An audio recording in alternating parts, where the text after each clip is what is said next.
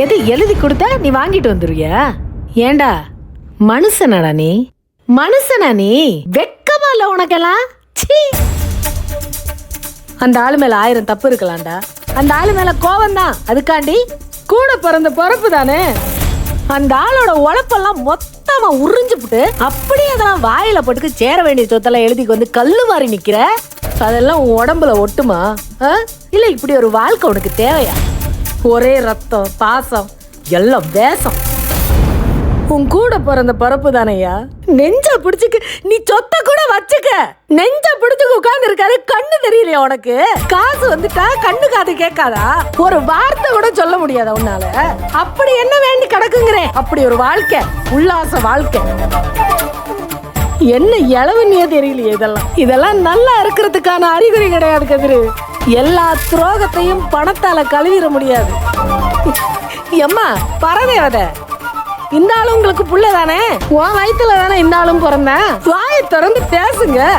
நாங்க பேச இல்லைன்னா எங்க வாயை அடைச்சு முடியல. இப்ப வாயை திறந்து பேசுங்க.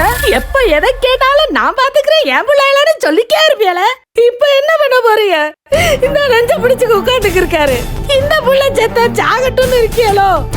இவனைய பார்த்தா ஒன்னும் குணசேகரட்டு சொத்து எழுதிட்டு வந்த மாதிரி தெரியலையே. குணசேகரனாவே மாறிட்ட மாதிரி இல்ல தெரியுது. பொங்கலுக்கு வெள்ளை அடிச்ச மாதிரி வெள்ளையும் சொல்லியும் மாட்டிக்கிட்டு வந்து வர்றப்ப வந்து நிக்கிறான். இவன் திடீர்னு இதை செய்யல. எல்லாத்தையும் திட்டம் போட்டு பண்ணிருக்கான். ஆரம்பத்துல இருந்தே பல நாள் காத்திருந்து இப்படிப்பட்ட ஒரு வேலையை பார்த்திருக்கேன். எதுவுமே பேசாம நிக்கிறிய. இவன் செஞ்சதுல ஏதாவது நியாயம் இருக்கா சொல்லுங்க. உங்க மயந்தளத்தை இடிஞ்சு வைக்காந்திருக்காரு. உங்களுக்கு உறுத்தலையா? ஏண்டி நந்திரி நான் சொன்னியே என் புருஷன் மாறிட்டான்னு. ஒன்னும் மாறலடி. மாறி நடிச்சிருக்க. பல நாள் காத்திருந்து இந்த மாதிரி ஒரு திட்டத்தை போட்டு எல்லா சொத்தையும் அபகரிக்கணும்னு நினைச்சிருக்கேன். அதை கரெக்டா செஞ்சு முடிச்சிட்டான். எங்க அப்பாரு எதுக்கு வராருன்னு தெரியலக்கா. நான் இதுக்குத்தான் வந்திருக்காரு உங்க அப்பாரு.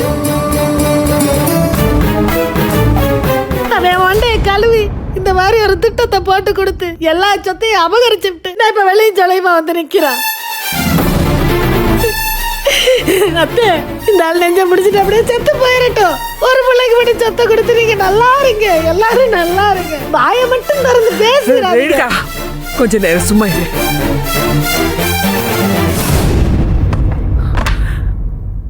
டேய் கதிரு, என்னடா நடக்குது? எனக்கு ஒன்னும் விளங்கல. அதே பின்றா உனக்கு மட்டும் சொத்தை எழுதி வைப்பான் பெரியவன். முடிச்சுமா, எல்லாமே முடிச்சுமா. இனிமே இந்த படுபாவை கிட்ட பேசி ஒரு புண்ணியமும் இல்லம்மா.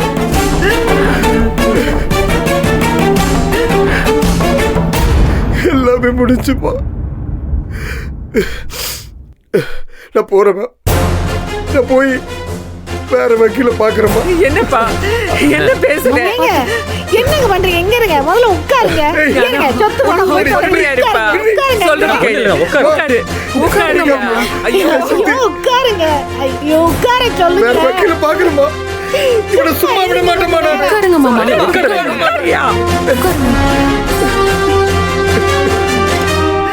அழாதையா, எல்லாம் சரியா போயிடும்.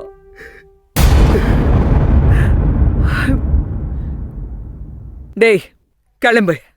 முதல்ல பெரியவங்க கிட்ட போய் பேசுவோம். இதுக்கு ஒரு முடிவு கட்டணும். மாமா கொஞ்சம் பொறுமையா இருங்கம்மா. யோ நீ கொஞ்சம் சும்மா இருயா. இது ஏன் குடும்பம்.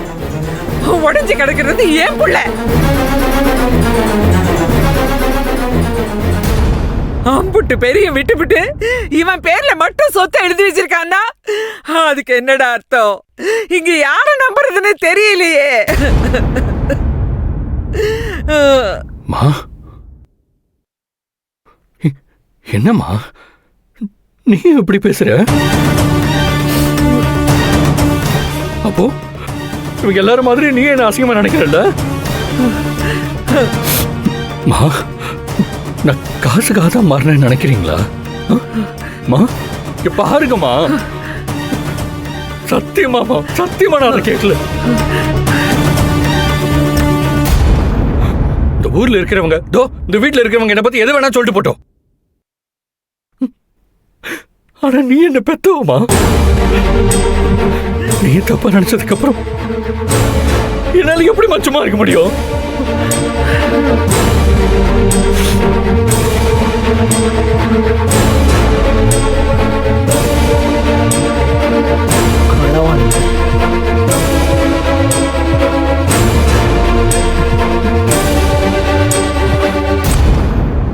ஆடிட்டர் சார், அந்த பத்திரத்தை கொடுங்க.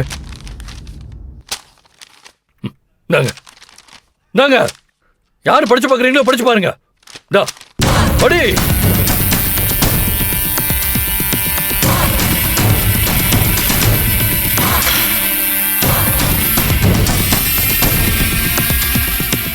யோ ஆடிட்டரு, நீங்க பெரியவரை பார்க்க போறப்ப என்ன கூட்டிட்டு போங்கன்னு சொன்னேன்ல, ஏன் கூட்டிட்டு போல? என்னென்னமோ பண்ணி வச்சிருக்கீங்க. மா, சொத்து அம்பட்டையும் என் பேர்ல எழுதி வைக்கிறேன்னு அவர் சொன்னதுமே நான் வேணான்னு கெஞ்சி பார்த்தேம்மா. கத்துன கதர்ன. ஆனா அவர் பிடிவாதமா சொத்து எல்லாத்தையும் நீ ஏத்துக்கிறடா, நான் செத்துற வேணா மிரட்டினாருமா. என் மேலே சத்தியம் வாங்கிட்டாரு. என்ன பண்ண சொல்றேன்?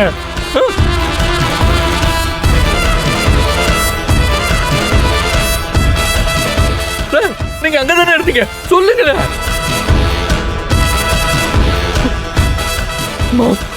வேற வழி இல்லாம தான் நான் ஒத்துக்கிட்டேன்.